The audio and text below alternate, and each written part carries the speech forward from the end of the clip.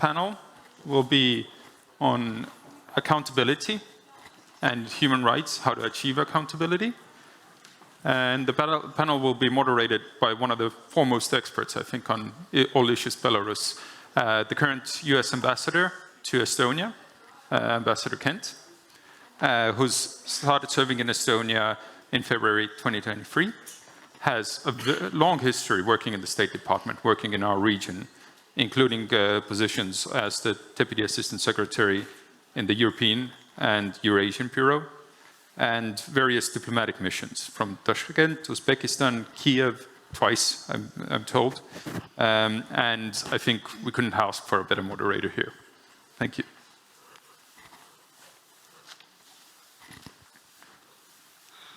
Jubidin, tere päevast, good afternoon. I'm George Kent, ma olen George Kent. Mene zvat George Kent. Thank you for that brief introduction. Just to explain how we'll handle this panel, I will give some introductory comments. I'll give each of our 5 panelists a chance to self-introduce, and then we'll go back a second round and let them have some opening comments. And then I'm going to go directly to your questions rather than have me curate the conversation to allow more people to have a voice. You heard earlier this morning on Svetlana Tikhanovskaya's reference to the US being the first people to have met her diplomatically when she left in August of 2020. Obviously, a lot has happened in the last 3 years, and I think that's what the main panel will be. I'll just say a couple of words initially. In the last year and a half, the US has spent $30 million in programming to support civil society, to support media, to support keeping Belarusian small businesses alive, and to support the issues that we've been talking about today. What we're looking for from this panel are commentary of the human rights situation tied to how the external world can support families of political prisoners, as well as seek to hold the people who have committed violations to account. And Pavel Latushka started that conversation this morning on the first panel. I think the issue of human rights violations touches almost every Belarusian family now. Externally, we see the challenge not only being what the regime is doing to Belarusians, but what the regime has done vis-a-vis Ukraine. That was discussed also this morning, touched on by the foreign minister as well, in terms of Ukrainian children that have been spirited away through Belarus. It has to do with the war crimes, as the foreign minister Tsakhna mentioned, with the allowing of the initial invasion and use of force from Belarusian territory. It also affects the weaponization of migrants coming through Belarus, trying to get into the EU.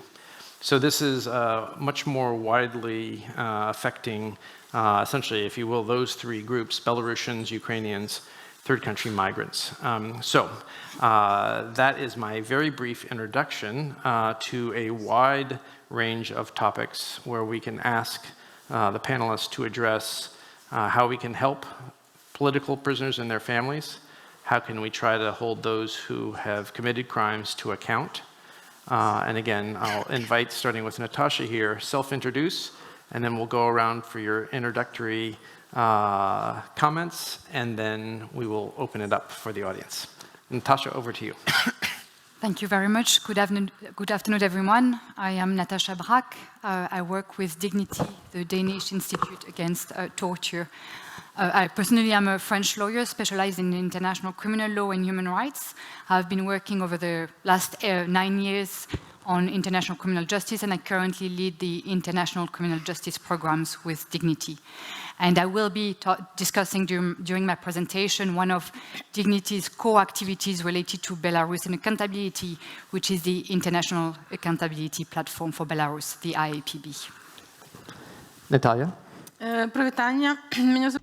Hello, I'm Natalia Sasankevich, and I'm from the Human Rights Center Spring. I'm thanking the organizers for this conference, and I believe that the questions of the human rights are always in the center, and I would like to share that I joined Vesna in 2015, and I think I wish to say that it was the best decision of my life, although it entailed a lot of consequences.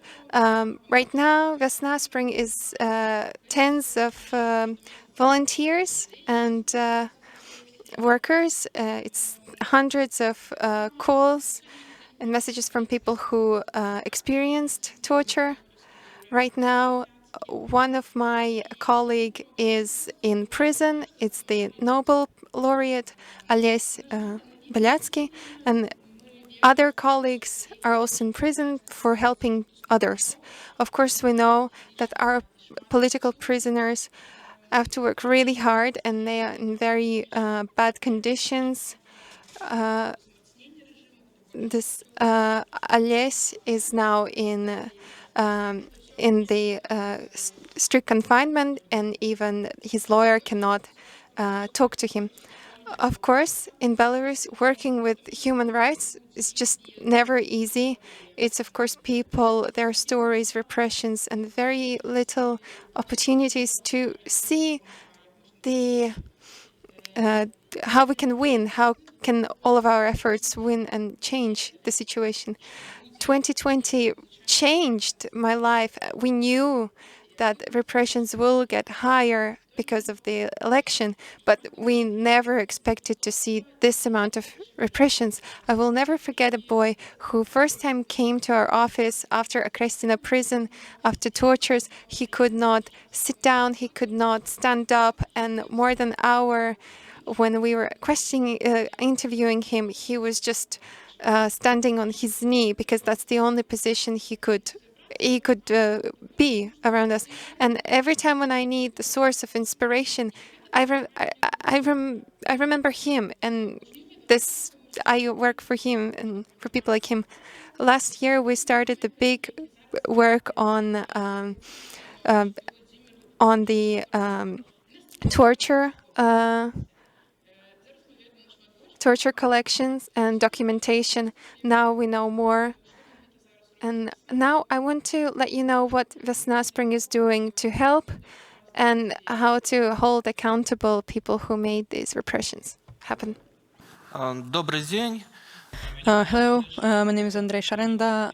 I'm activist of Civil Initiative European Belarus, but today I will be the voice of political prisoners that continue fighting in Belarus. I will be the voice of their family members, thousands of spouses, parents, thousands of children who are waiting for their family members. Today I want to tell you that it is so important to continue fight about this. I will talk about. Thank you. Welcome everyone. My name is Volka Zazulinska. I'm the leader of Foundation Country to Live In, which was created in 2020, and same name as a YouTube channel of Sergei Tikhanovsky, political prisoner who was sentenced to 19.5 years in prison. As of today, we don't know what's happening to Sergei. There aren't letters. Even kids don't receive any letters since March. Even lawyers don't have access to him. Our main activity is help political prisoners and their families. It is mainly financial help. In addition to that, we start and cultural and educational programs for children of Belarusian political prisoners. We're looking for partners and send these children to different European countries because, in our opinion, free Belarus starts today with our children. Only this way we can build the country where we will come back, both us and our children. In 3 years of practice, we have achieved communication with the families of political prisoners within the country. Our entire work is built on reaction to inquiries of families of political prisoners. It helps us understand the problems and the hardships they have every day. Foundation A Country to Live In, together with our partner organizations like Dissident by Solidarity Foundation by Sol, Police Like Me, National Embassy, and many other partners. Every year we make events for children of political prisoners. There are 3 large events that we do for the Day of Defense of Children, before start of school year, and a event and a Christmas event. And using the chance to speak here in Estonia today, I want to thank Ministry of External Affairs of Estonia for supporting our event for last year's Christmas. Thank you so much for your support. Thanks to it, we were able to give 40 gifts to children of political prisoners and make little Belarusians' dreams come true. Thank you. Выбачаюся, што другі раз у панелі. Планаваўся мой удзел толькі менавіта ў гэтай панелі. Я прадстаўляю тут аб'яднаны пераходны кабінет, Народнае антыкрызіснае ўпраўленне. Наша каманда Народнага антыкрызіснага ўпраўлення займаецца пытаннямі адказнасці за злачынствы супраць чалавечнасці, ваенныя злачынствы. Мы працуем з механізмамі, якія могуць быць выкарыстаныя ў рамках міжнароднага права, каб дасягнуць гэтай адказнасці. Эканамічныя санкцыі – гэта таксама тэма нашай працы. Мы каардынуем санкцыйную палітыку ад імя дэмакратычных сіл у Беларусі ў кабінеце з іншымі ініцыятывамі. І санкцыі – гэта таксама інструмент моцны, на жаль, яшчэ не поўнасцю выкарыстанай адказнасці рэжыма за злачынствы. Thank you, Pavel. I'm going to turn the microphone back to Natasha. We've heard 4 Belarusians share their initial thoughts. You're the one non-Belarusian on the panel, so if you want to talk a little bit about how your organization is attempting to address some of the issues they've raised. Thank you, Ambassador. I wanted also to thank the organizers, and I'm sorry I didn't do it during the first round. It's a privilege to be here today in front of international and Belarusian individuals, people, organization. I represent today Dignity, the Danish Institute Against Torture. Dignity is based in Copenhagen, Denmark. It's the first organization to have set up rehabilitation centers for victims of torture, for refugees who came to Denmark. Now, the work we are doing has expanded throughout the world. The Dignity now is a worldwide organization working on prevention of torture as well as accountability. And this is within this framework that Dignity in 2021 has worked with other organizations to set up the International Accountability Platform for Belarus. This came after the report in 2020 by the OSCE Moscow mechanism calling on states to hold perpetrators who committed crimes in Belarus after the 2020 elections into account. We work as a consortium of organizations. As I said, Dignity is part of it, but we are working with 2 core Belarusian organizations, Vyazna, today represented by Natalia, and the International Committee for the Investigation of Torture. We also work with another British organization, Redress, another human rights organization. Since 2021, we have received the support of 22 states, including Denmark, but also Estonia and Germany, the Czech Republic, the United States, as well as the European Union.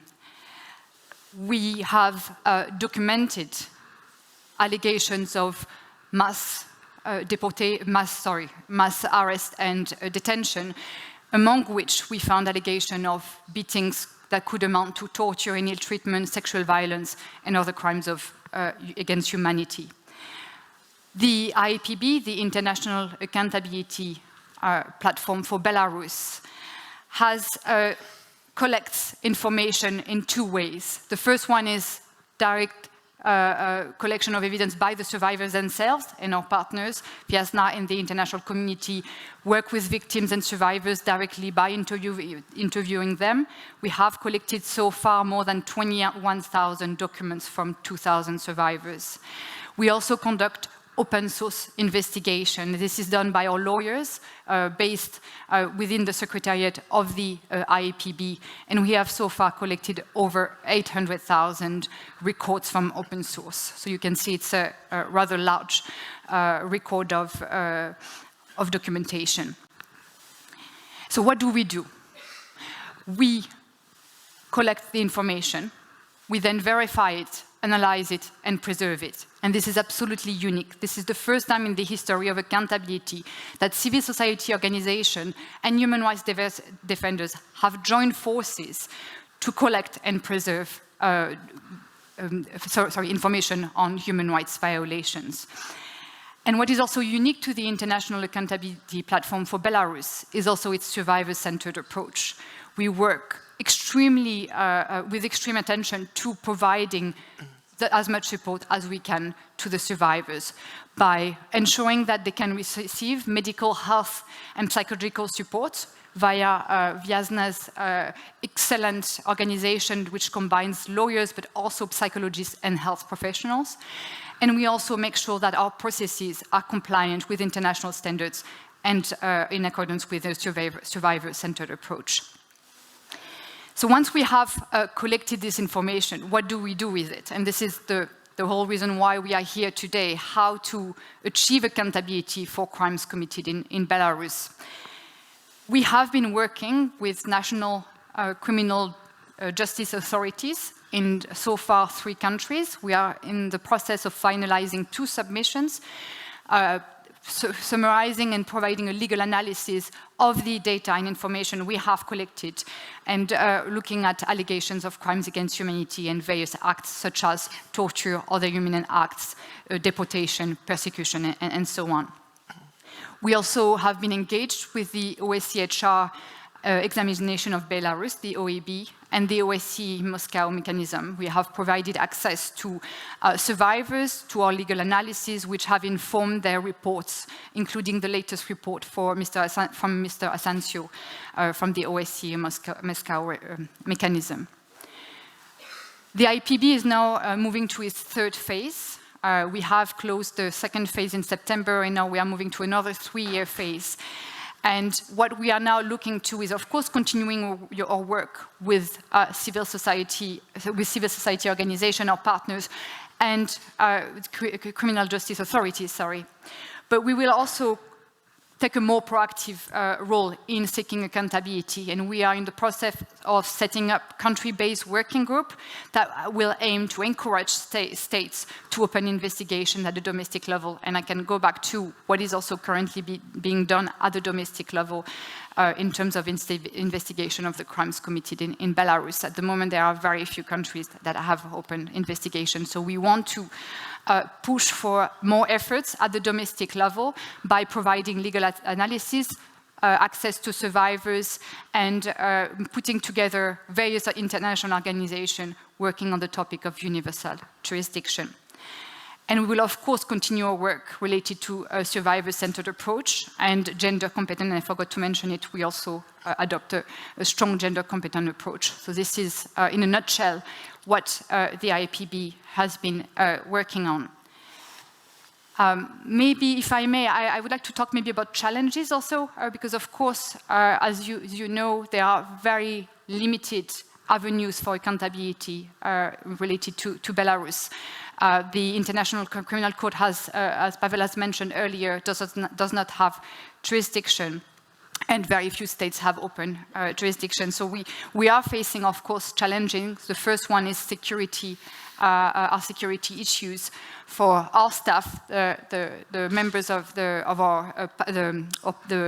staff of our partners, as well as the survivors we work with, because of course engaging with the accountability for Belarus comes with risk, as we have been mentioning throughout the day and this morning. One main issue is finding perpetrators. And I know I've heard a lot of talk related to travel bans and to sanctions. I just wanted to highlight that travel bans are essentially important, but they also prevent perpetrators from traveling and reaching countries that could arrest them and then investigate and prosecute their crimes. So we also advocate for the lift of the travel bans to allow the perpetrators to go to in countries that could issue arrest warrants and then deal with, held them into account for the crimes they have committed. I think I will stop here and give the floor to my colleague. Thank you. Natalia, I want to carry on based on the perspective of Vyasna in country. Thank you. I would like to talk about what Vesna is doing. Apart from what we do for 27 years, that we're analyzing and helping people who ask us for help, the ones who survive some sort of human rights restrictions. And of course, Vesna is gathering information about human rights, and we're making observations every month.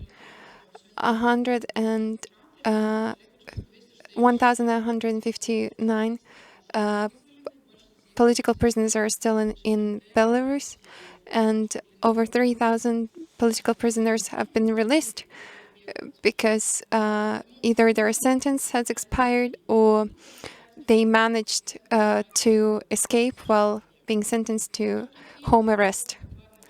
And this is only what we know, but the situation may be different. In October, 30 people were proclaimed political prisoners, and more of them were in rehabilitation as ex-political prisoners. Vesna collected more than 400 cases of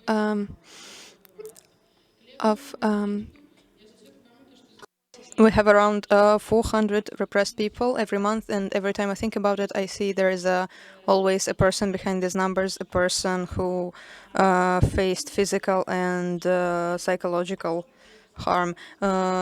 Every time when I think about it, what is 400 people per month? It is every day, without weekends, without lunch breaks. Every day one person is being repressed. Of course, even before there was torture in Belarus, but it was never so major and so hard. What we currently do to document tortures, we refine our procedures so that every case that we document can be accepted by prosecutors in different countries, and based on it, there can be started a criminal cases, so that every evidence is fixed and documented.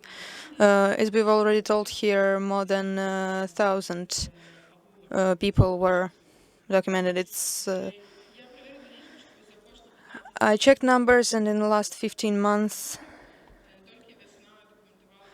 only Spring documented around 300 people. 1/3 of them are women.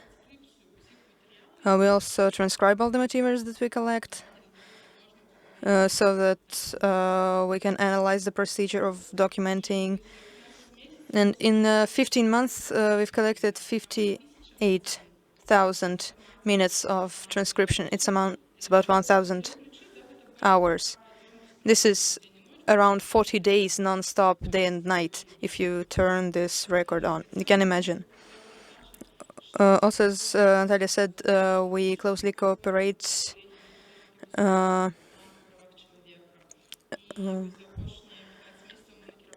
in the last 15 months. We connected 128 people who can talk to human rights defenders.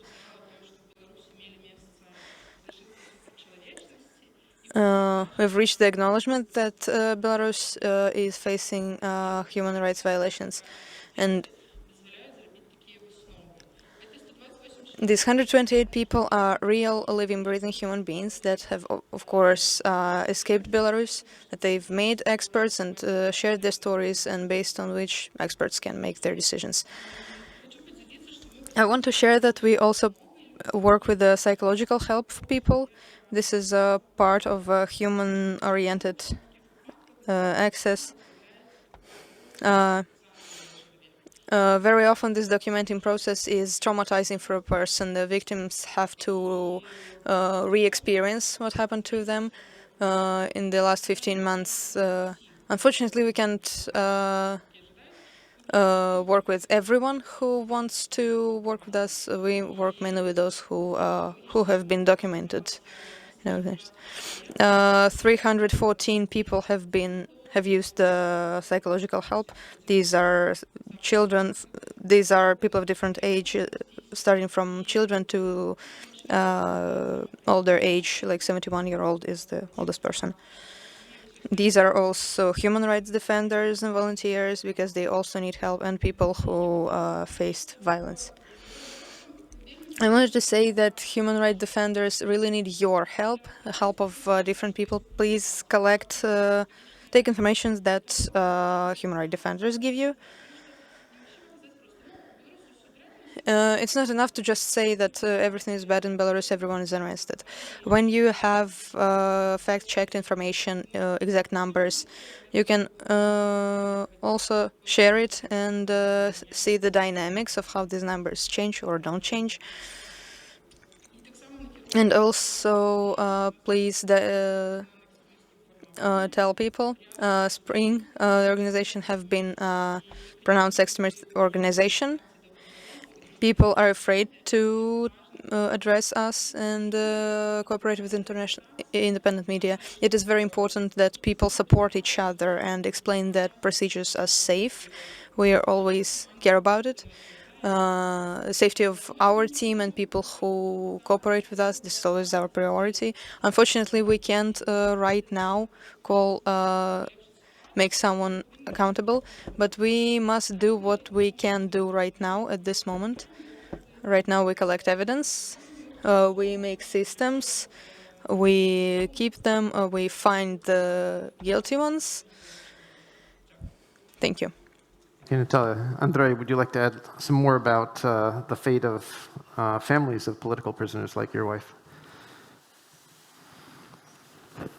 Дякую. Thank you. I would like to just say unfortunately, in Belarus, there's war.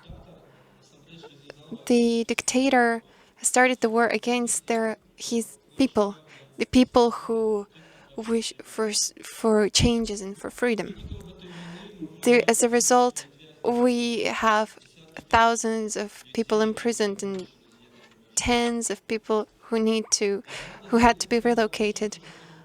And it feels like Lukashenko has won already, but before he can actually proclaim his victory, he's trying to break our heroes, our political prisoners.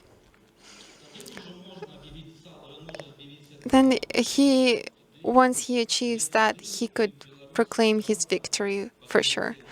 But then Belarus will be in the darkness completely. And then the destiny of Belarus will not be chosen by us, but by somebody else. And our heroes, political prisoners, understand that too. They, like 300 Spartans, defend themselves. They are unbreakable and they are protecting our future, the future of our children and the future of Belarus. Last months were really hard. More than 10 months, there is no connection with Nikolai Statkevich. Over 10 months, we don't know anything about Viktor Babaryka's health, who celebrated his 60th birthday in prison.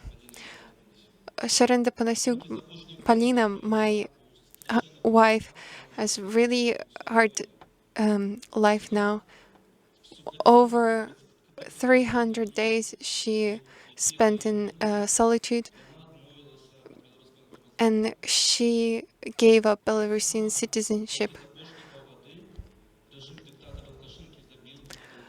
In the last half a year, the Lukashenko's regime has killed 2 political prisoners. They killed a very powerful, very mighty artist, patriot of Belarus, Ales Pushkin, and also Ales Klimovich. Right now, entire world must help our political prisoners to survive. Help us to rescue them from this captivity. Unfortunately, after war in Ukraine started, situation of Belarusian political prisoners became less important. Economic sanctions are introduced against the regime of Lukashenko, but not the same way as the sanctions we have against Russia. Unfortunately, this allows Russia, using help of Lukashenko, to bypass these sanctions. I will give you the recent statistics.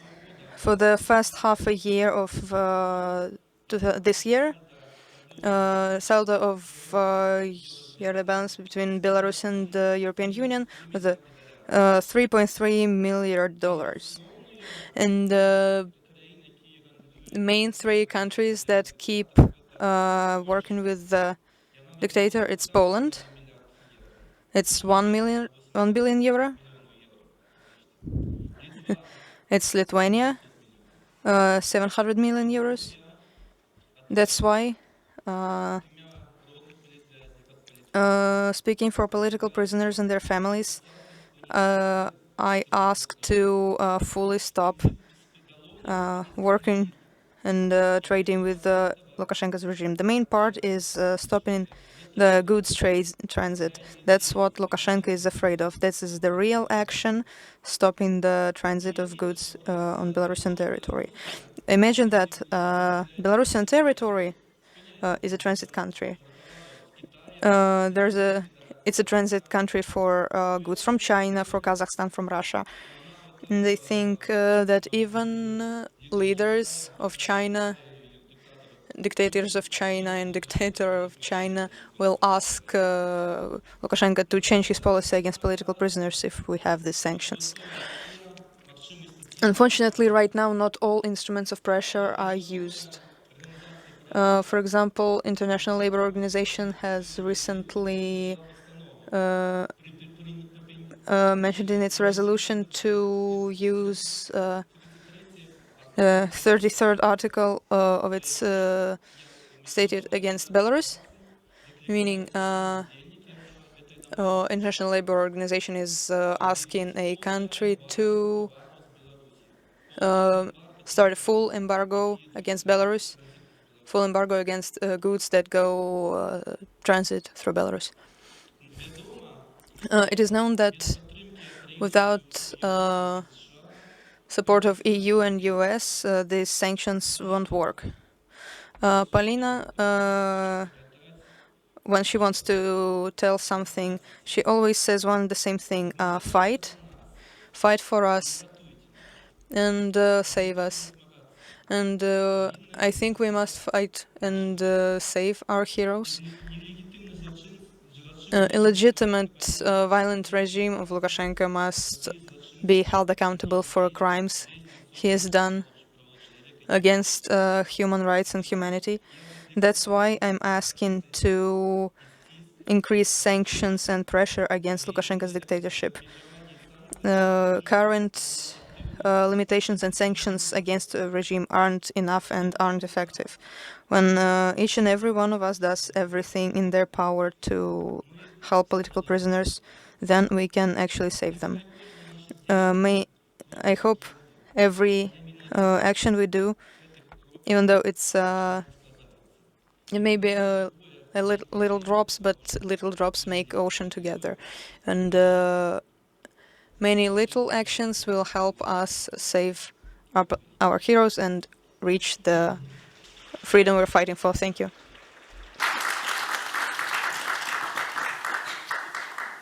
Дякую, Андрій. Volga, what would you like to add? Дякую. I'm very worried because this is the first time I'm being a speaker at a conference, and the first time live, and the first time I'm talking in my native language. And I'm sorry if I'm gonna look up something on my computer. Every time when I'm asked to meet to meetings about political prisoners, I start with the number of today that our organization knows and our partners know. 107,000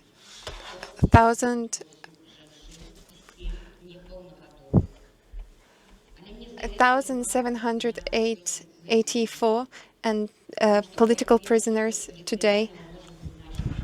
But I don't want you to have this number in mind because the number might be a much bigger.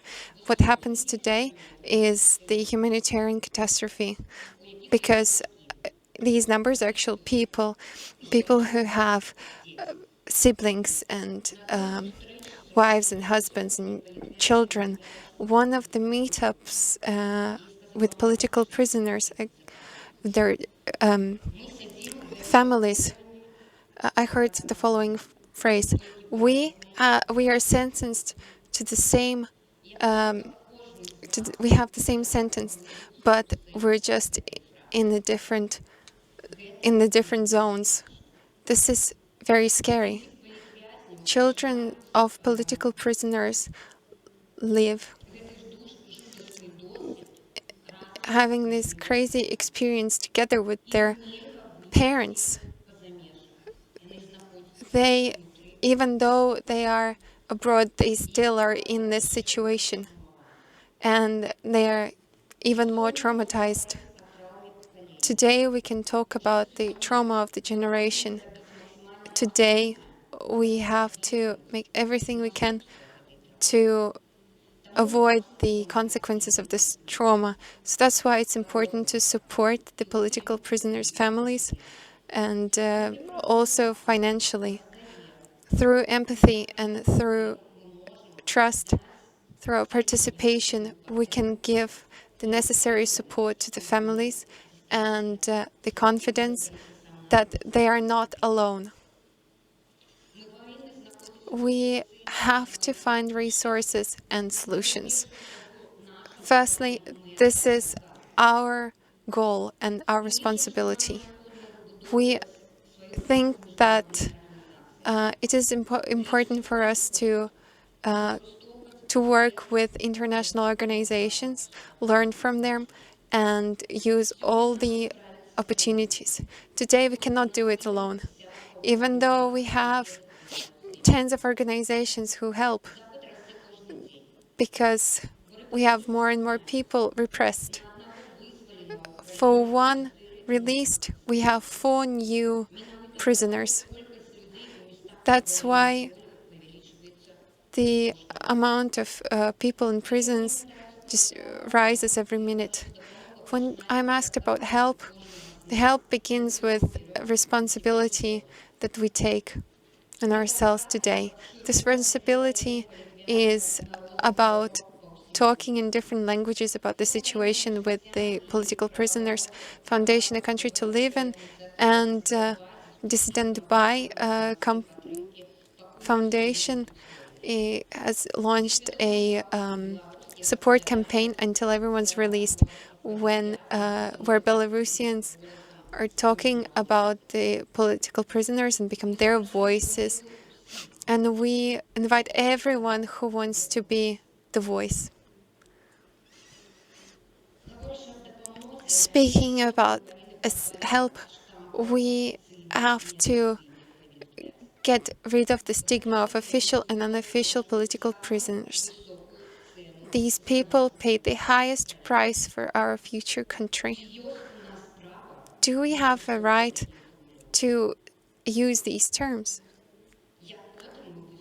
How are we going to look into these people's eyes? Not to be ashamed later, we need to fix our mistakes now.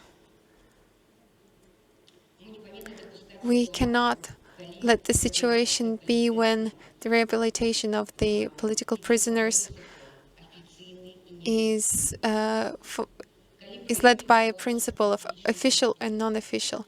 When then they are not talked about in the media, when their families are not receiving enough support,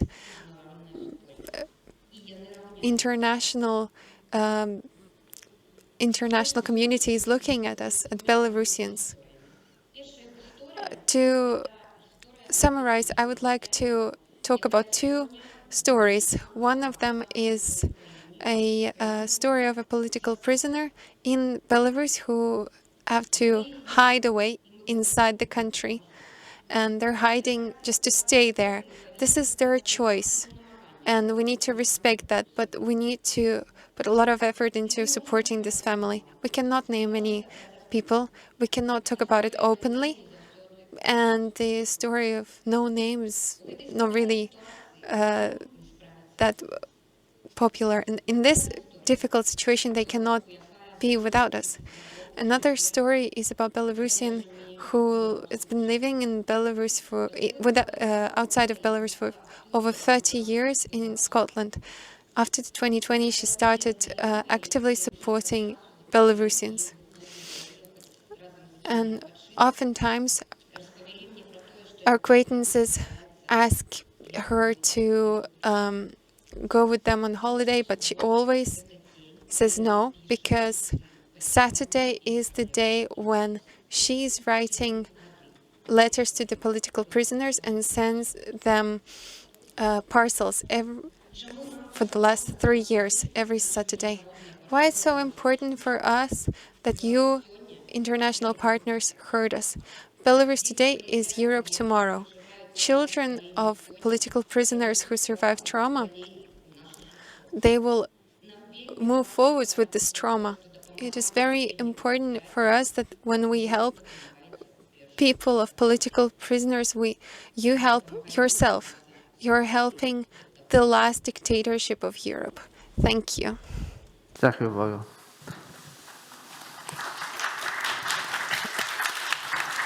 Pavel, finish this us off, please. Дякую велике. Thank you. I will have a little addition to what I said before, and the question for Mr. Ambassador. Since you are our current moderator today, what I want to say is that Lukashenko he knows exactly what he needs to do. I understand that we haven't yet made enough pressure to act. When we talk about responsibility, I'm also talking about sanction policy.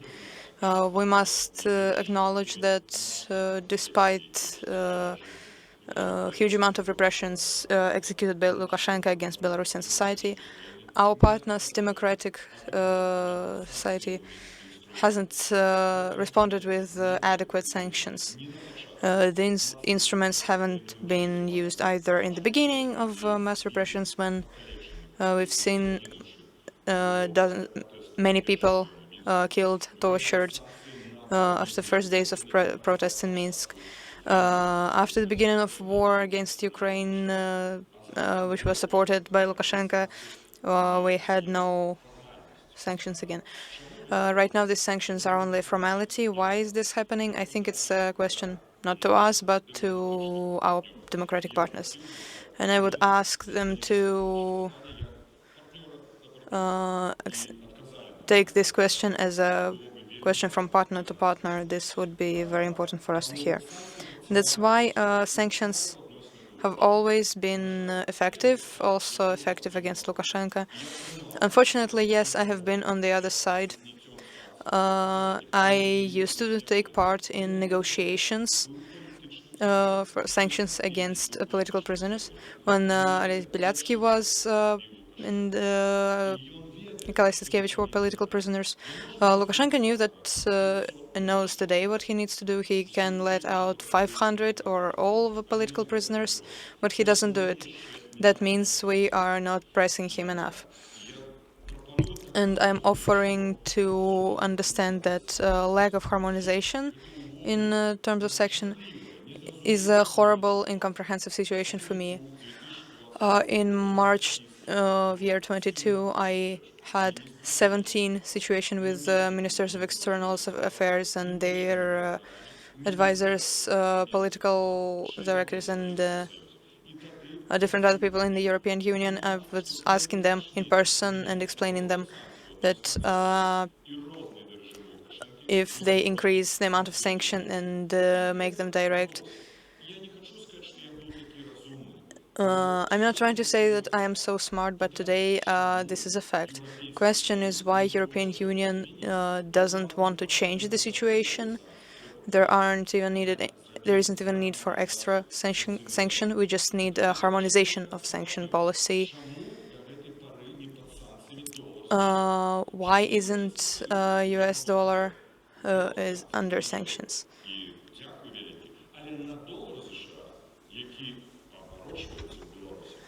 But for example, US dollars that are circulating in Belarus aren't sanctioned. Why until today Lukashenko can use his own plane?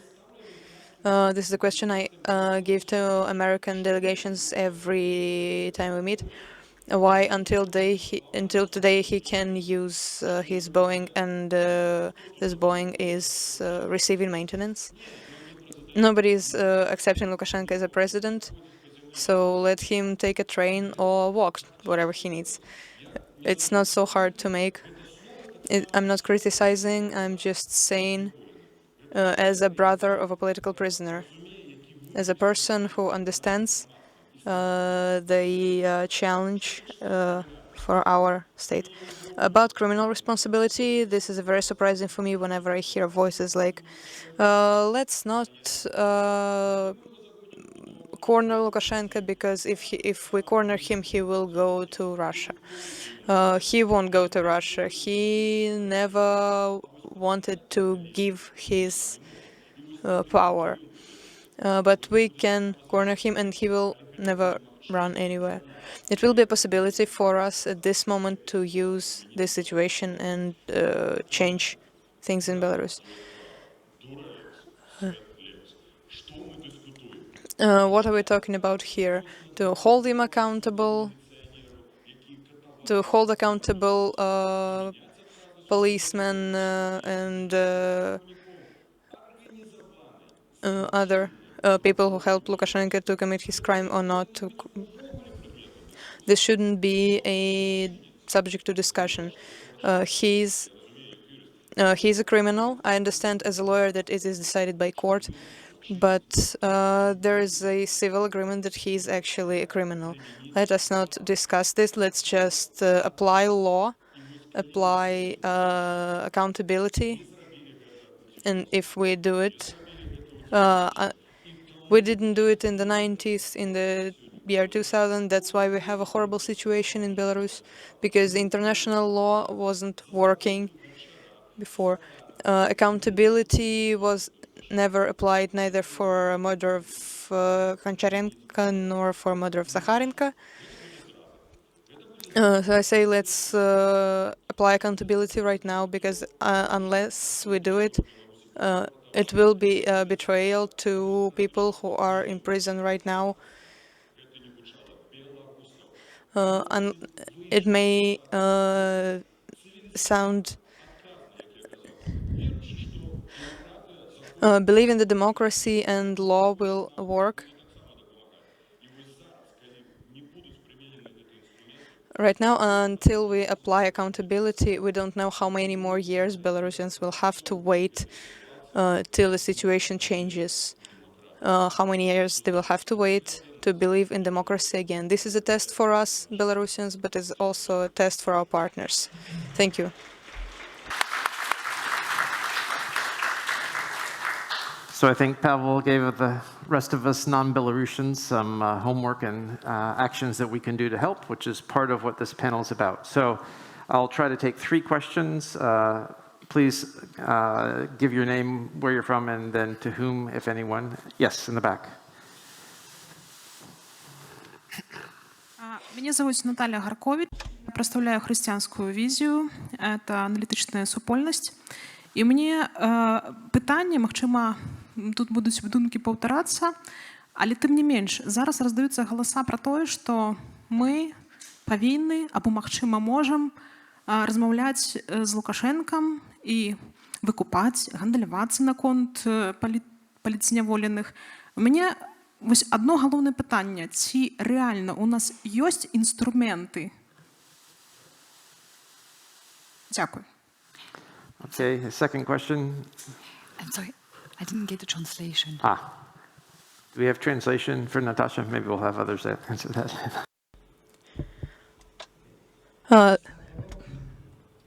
У мене таке питання. Vyacheslav Barok, my question is, first of all, I want to thank organizers for this forum and this level and so much interest for Belarus. I'm very happy that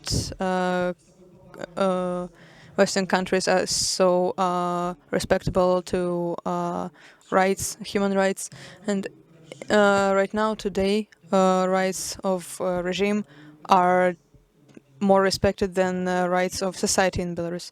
Rights of business are defended better than human rights in the context of Belarus.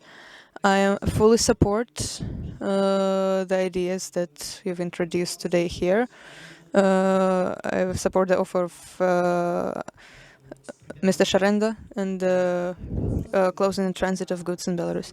But I also ask entire Western countries to be open to Belarus. Today, West is closed for Belarus. Belarus has shown that it wants to be a part of Western society. Why is it until today there isn't a right to freedom of movement and no visa-free regime, visa-free movement for Belarusians and political prisoners would have solved many problems. If today Belarusians could move to Europe and United States without visa, today Belarus wouldn't have so many political prisoners and so many problems. Because right now we have a process moving, but people are still in prisons. Let's help them. Is it impossible? Don't we have political will to do it? So, does it mean that regime has more possibilities and more rights than humans? Why don't we have this political will to help Belarus? Isn't it impossible? One more. Добре, я ще одне питання. Anyone want to address questions of instruments and how Western countries can be more open to Belarusians and help political prisoners? Anyone? I mean, I didn't hear also the first question, so I'm sorry. Maybe in terms of efforts and what can be done, and I don't know if there are states delegation that are remaining in. I think that there is a lot that can be done, because as we have been talking about, not a lot has been done. So there is still a long way to go. There are small steps that can be achieved, and I think maybe, and this is Pavel Zatushka's initiative with the International Criminal Court, is pressuring the court to open cases either on the basis of complicity related to the crimes committed in Ukraine, but also there is a submission that was sent to the courts showing that crimes that have been committed in Belarus are continuing on the territory of state parties of the Rome Statute of the International Court. So we can just, as an example, you can take the other inhuman acts of torture through threats, psychological torture, persecution. So, and the court has ruled in the situation in Myanmar, in the case of Myanmar, that crimes that started on a non-state party but continued, and part of the elements of the crime have been committed on the territory of a state party, then the court would have jurisdiction. There is a submission that was sent. We have not heard from the ICC prosecutor, but I think there may be more effort, lobbying to be done, maybe more submissions to be sent to pressure the court to extend its jurisdiction to crimes committed in Belarus on this basis. And now I'm going to zoom into states. We have seen considerable effort being done in relation to crimes committed in Ukraine with joint investigative teams by several European countries.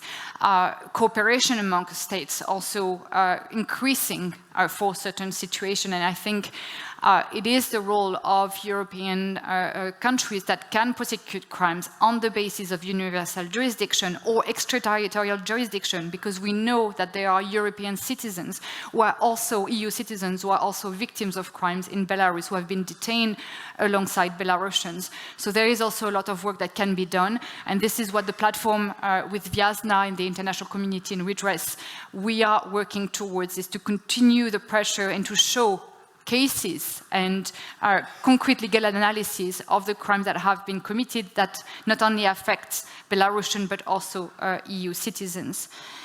And I think something else that can be done, and it's less something that can be done in the short term, it's more on the long term, and it has been highlighted by my colleagues, is support for survivors. Survivors are the key to accountability. Without them, we don't have information. And it's important that states that welcomes those survivors, provide them with legal aid, with psychological support, for them to continue living a decent life and be able to recollect what they have suffered, because trauma also impacts your memory and can, in the long term, and maybe in 1 year, 2 years, 10 years, testify in courts with their old capacity and their dignity for the crimes they have been victim of. So I think there are many things that can be done. It's a slow process, and as we said, it could be 1 year, 10 years, maybe 20 years. We have seen cases that reached courts after more than 20 years, but it is not impossible. Thank you. Питали про инструменты, ці есть у нас инструменты.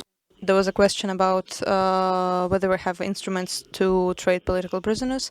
I will be honest, it is better to know bad truth than tell sweet lies. There isn't an ideal way we can talk about it and have different points of view, but a way will appear only if we do something. That's why me and my team, we support what I'm talking about. The instrument must be a hard pressure and sanctions. When I talked to a special representative US, Julie Fisher, when I met her, she was planning a trip to Minsk. I said I offer United States to offer the strongest pack of sanctions and bring it to the to Belarusian Minister of External Affairs and ask, do you want a set of sanctions that will ruin Belarusian economy? If you don't, if you don't want it, then take actions.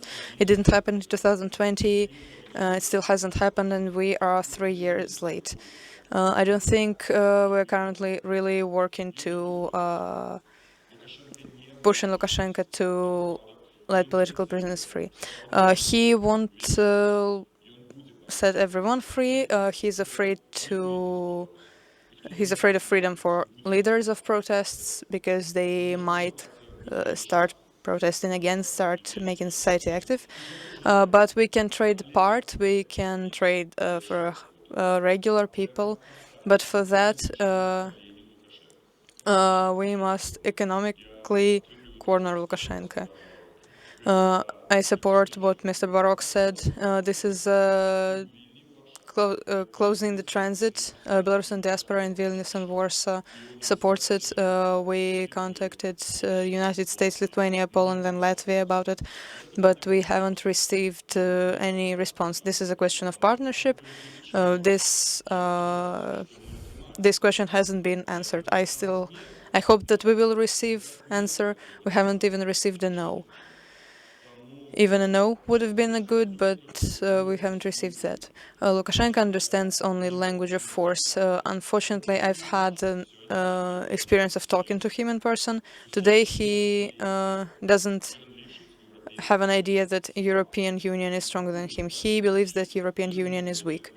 As long as he believes that European Union is weak, he's not going to take any actions.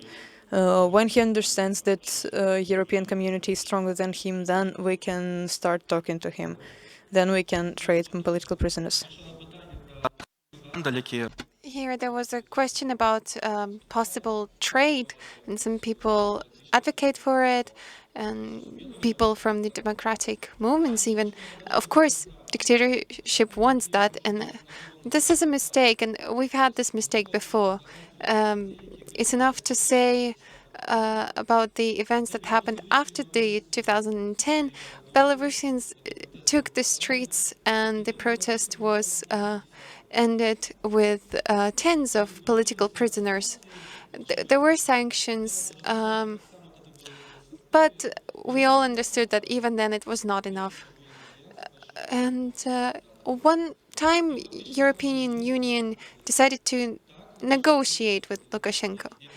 They stopped the sanctions, and then Lukashenko released most of the people apart from Nikolai Statkevich, who spent in prison for a couple of years more.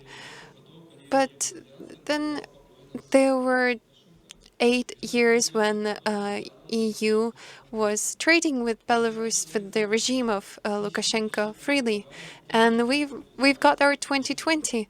We have hundred thousands refugees, and we have tortures, and we have political prisoners, and these are the consequences of this trade that we had. And now again, we already have some achievements. We have united, and after that, to lobby for continuing the trade, this is not right. And we see how Lukashenko is imprisoning people. It's a fact, sadly, it's a fact. And the last political prisoner will be released only then when the regime will fall down. And we need to make this moment happen faster. And we need to buckle up and continue our fight. Thank you. Okay, second round of questions in the back.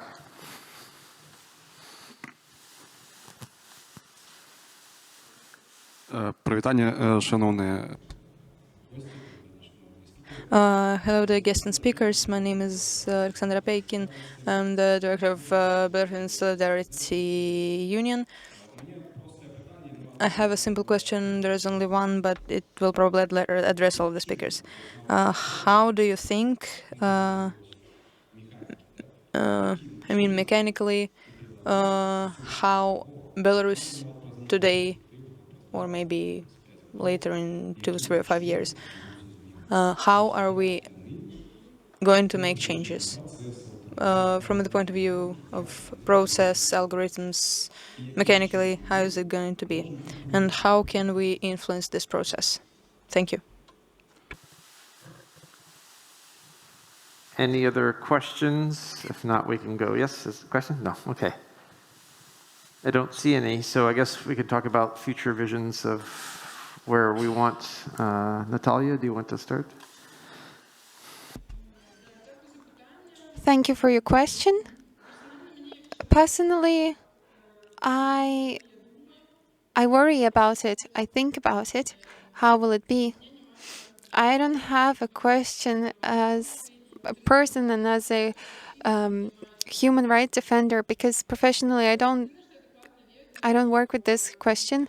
Although the only thing that I know is that we're doing our best to defend the human rights. We saw how Belarus lives, the Belarus where human rights are not respected, and I would really like to see Belarus where human rights are treated with respect. I don't have another answer, I'm sorry, but thank you. More? Volga, yeah. It's hard for me to say what and when exactly we'll have changes, because we don't understand when we actually will be back.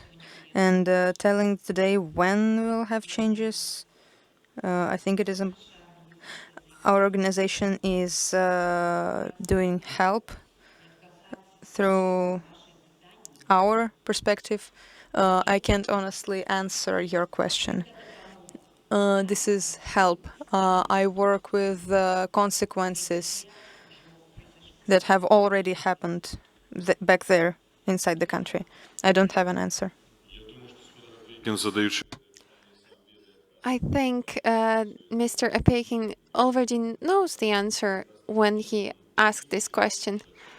And I believe he wants to talk with Lukashenko, but we're talking about the opposite approach, which is that it's not has been done all the things, all the tools to avoid the situation.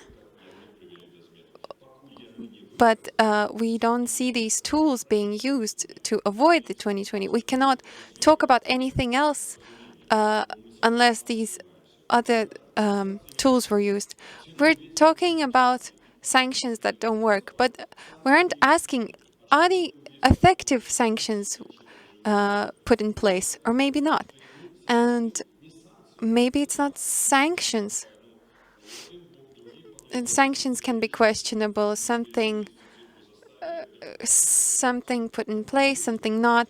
But we want to have it done properly. We want Lukashenko to be to be to be punished. And I know, unfortunately, people around Lukashenko, and only when he will know that he will had this and he will be arrested internationally, only then he will start to worry, and people around him. And so methodically, we need to break the system methodically. But I believe that we don't have enough outside tools. These are contemporary technologies, things that contemporary age gives us opportunity to talk with people, and the regime is trying to fight with it, imprisoning people who are listening to the truth about Belarus. And here, again, these tools have not been used. I've told this to many of our international partners. Please put the radio so they can reach more people from the neighboring countries, reach people in Belarus with these radio stations. We see that there is a propaganda machine supported by Russia, and us trying to fight with little steps, it's not going to happen. Belsat, they have to have a huge studio like Belarus 1, and the quality of it should be even better. I love Belsat, but look at Belarus 1 and compare it to Belsat. It's too small. It doesn't have enough funding. We want to have more viewers. It's important for us that we want more views, but we don't have a good picture and strategy. We don't have a strategy, and only Russia does have the strategy how to destroy us. But we don't have a strategy. Can we make it as Belarusians? Yes. Do we have finances to do it? No. Do our international partners have any strategy about us, about Belarus? No. Let's be honest about it. Not EU, not any other Western countries. Скажу тут. Can I say a few words? Mr. Apekin asked how Belarusian authorities can change. How can we reach changes? In fact, I think it is very easy. First of all, what we need to do is we need to make Putin and Lukashenko go bankrupt. Clearly, just economically bankrupt. Holding the violence and doing repressions requires a lot of money. This is bureaucracy and people who are used to living rich. And if you take money away from them, they will be left alone. If we take the money away, we'll have a chance to get our freedom back. So I guess I would say, since you already asked one question, okay, here's a new questioner. This will be the last question, and then we've gone into the break already, but I think this is a good discussion. Please, yes.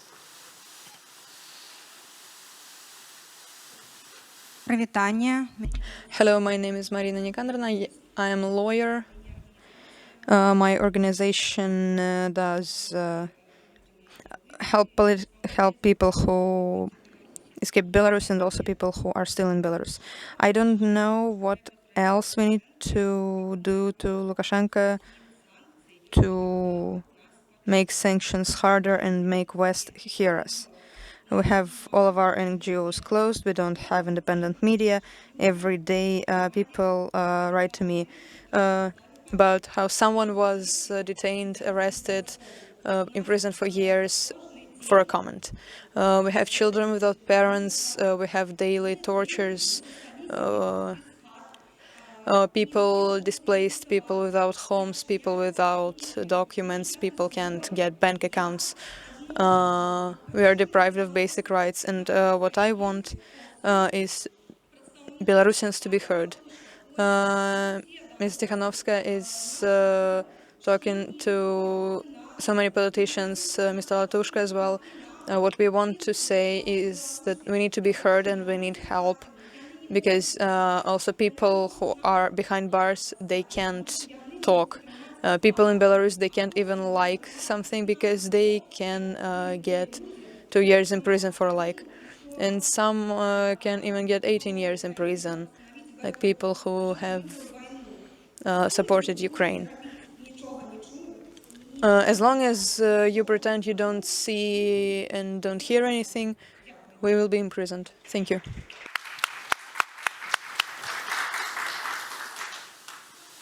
Any final statements or questions? Both are possible. What's our timeline here? I think we've gone over, but we're in break. So I think I've just gotten the signal. We'll end this on the stage, but this conversation obviously is very important, and it can continue during the break and for the rest of the day. So I would like to thank the panelists, and you've already applauded them individually, but together for raising problems and ideas. So thank you.